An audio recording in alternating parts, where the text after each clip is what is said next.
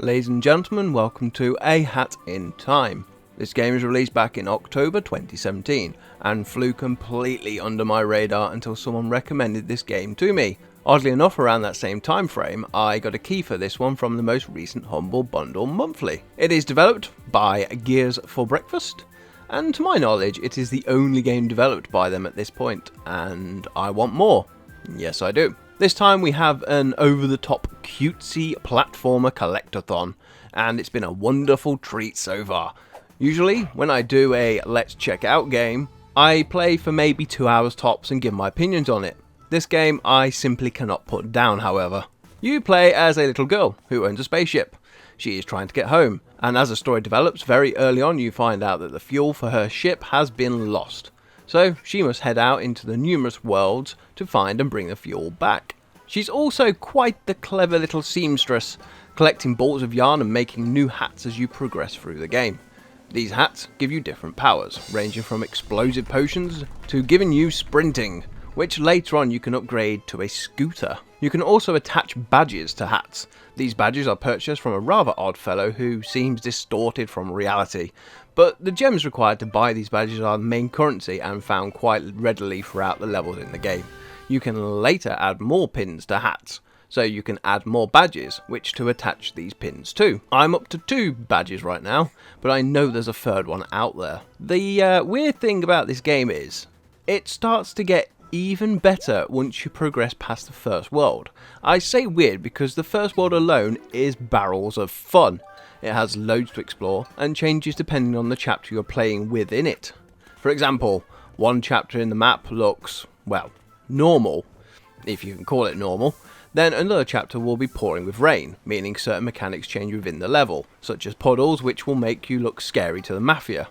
So they flee at the sight of you, and then later on that same level, it can be covered with lava. So while the first world itself is fun, it gets better on the second world and onwards. I won't spoil things for the viewers, but I promise you, somehow this game, in some way, gets tons better once you progress to the second chapter and beyond. So let's talk a little bit about the control systems. I played the first 3 levels twice. My first playthrough with an Xbox 360 pad, and it felt lovely. I had no input lag at all. As expected, platformers should play well with gamepads. So after that, I switched to the mouse and keyboard and played through the same levels again, and I have carried on with that throughout the playthrough. The mouse and keyboard style of gameplay on a platformer is very rarely better than on a gamepad, in my honest opinion, but somehow it works beautifully here. This game has entirely grabbed me by surprise and I simply adore it. It is, in its purest form, a gem in the rough where Steam is considered.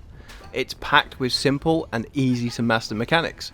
It holds your hand enough for you to learn the mechanics without it feeling like you're being babysat.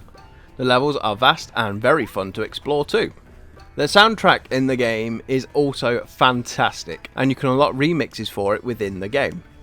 Usually these unlocks are done via coins, which you stick in a slot machine on your spaceship, the wheel spins and you get rewards.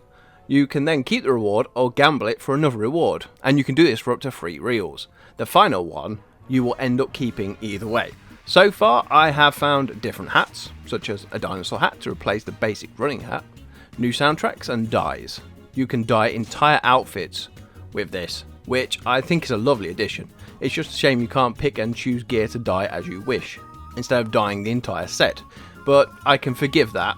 Like I said, this game is amazingly fun and completely adorable. The only slight issue I've had so far, which is typical of platformers, is the sometimes dodgy camera angles, although it's not a common occurrence. If anything, it's pretty rare. It has caused me to fail on a few jumps, usually while I'm targeting a balloon to jump on. You notice it a lot on levels with fatal issues, such as on the Mafia level covered in lava. Lava burns, there's no real surprise there. There's a stack of achievements too, to also unlock. Some of these are typically odd, such as riding on the little vacuum in your main hub on your spaceship, or just sitting in random chairs.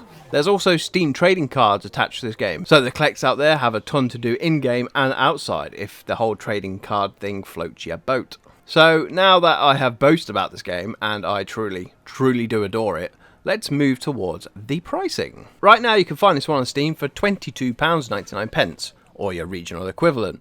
You can also find this on Humblebundle, Xbox One and PS4. Is it worth it? Hands down yes. Instant yes, actually. I will also mention here that the game is currently on sale on Humblebundle with 42% off for a little while longer. You should definitely go check that out. The charm oozes from this game and it only gets better as you progress through it. Any minor flaws in the game are completely eclipsed by the cute art style, the excellent soundtrack, the superb gameplay. If I ever did a tops games list, right now this would be sitting near, if not at the very top. It captured my heart after the first 20 minutes of playing. If you don't have this game, well, what's wrong with you? Go and get it. I will be adding links to the dev's website and also to the various storefronts where you can pick this up. There's also a link down there if you want to join in on these Humblebundle monthly deals, which, in my opinion, are getting better and better once again. Now, I'm aiming to 100% this one. I have heard it can take you maybe 15 hours to do so. Now, I wish I had a Steam link to play this in my living room. Oh, darn it. Until next time. DJ Grooves. The movie should be made by real birds. You moon penguins are just gonna write some loud, noisy dribble.